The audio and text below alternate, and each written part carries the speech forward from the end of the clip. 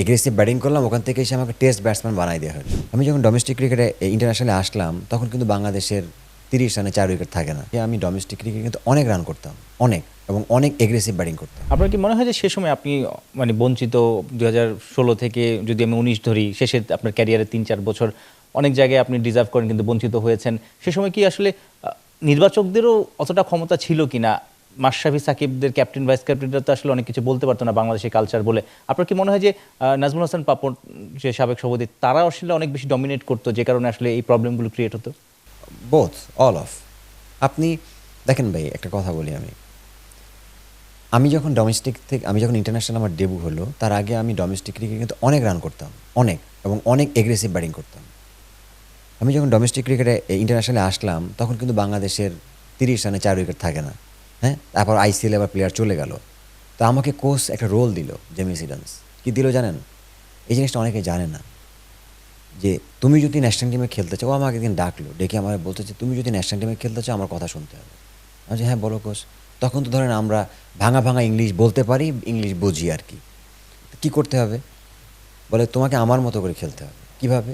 তুমি উইকেটে স্টে করবা, তুমি ওয়ান খেলবা, সিঙ্গেল খেলবা, ওই সাইড থেকে তামিম অ্যাটাক করবে।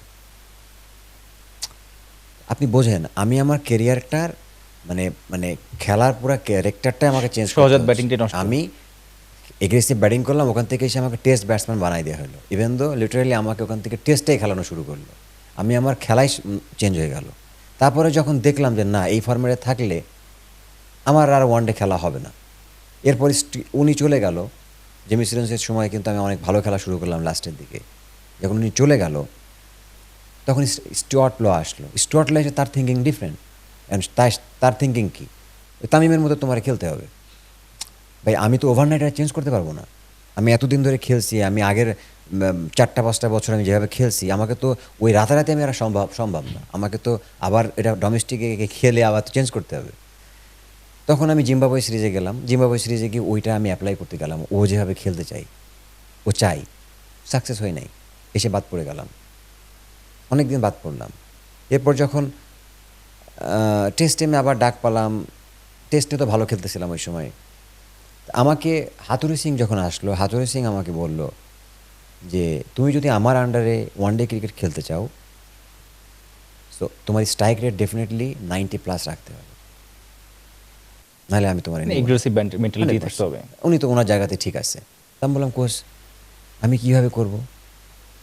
I can't change my batting style over night, give me a solution, otherwise I can't do.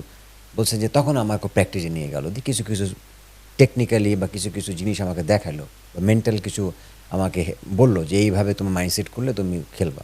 Exactly আমি 1 মাস ভাবে ট্রেনিং করলাম। 2015 থেকে 2019 পর্যন্ত, না 18 পর্যন্ত আমি যেন ন্যাশনাল টিমে ওয়ানডে খেলেছি।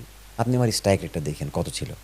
সে সময় আপনার বেশি সাকসেস ছিল। মোর দ্যান 90-র উপরে। কারণ আমি তখন আমার রোলটা আমি বুঝতে পেরেছিলাম যে আমি কীভাবে খেলবো। আপনি যখন ন্যাশনাল টিমে আপনার রোলটা না বুঝবেন, তা আমার ক্যারিয়ারে আমার রোলটাই আসলে বুঝি নাই। যখন ওয়ানডে খেলা শুরু করছি তখন টেস্ট প্লেয়ার বানাই দিচ্ছে। যখন টেস্টের নামছি তখন টেস্টের থেকে তো মনে করেন আরও টেস্ট প্লেয়ার হয়ে গেছি। আবার যখন ওয়ানডেতে আসছি, হ্যাঁ, তখন আবার রোল চেঞ্জ করতে হয়েছে। সো এই যে সুইচ করা, করতে করতেই কিন্তু ক্যারিয়ার অর্ধেক শেষ। সো এই জিনিসগুলো ভেরি ভেরি ইম্পর্ট্যান্ট, যে এই জন্য হচ্ছে যে যারা ওই দায়িত্বে থাকেন, একটা প্লেয়ারকে নিবে বা তাকে ক্লিয়ার মেসেজ দিবে।